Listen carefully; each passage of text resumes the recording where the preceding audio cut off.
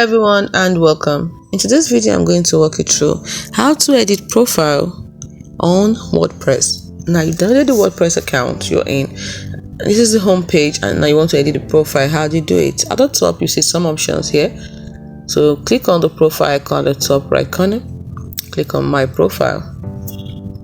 And here you can edit the profile by adding or changing the profile photo, which is public, please. Your first name, your last name. Put in your first name, put in your last name. You can also change your public display name. Then you have your public web address, put it in. Public profile, about you, put it in information. And once you're through, you click on save profile details at the bottom here. Now your WordPress.com profile is connected to Gravatar.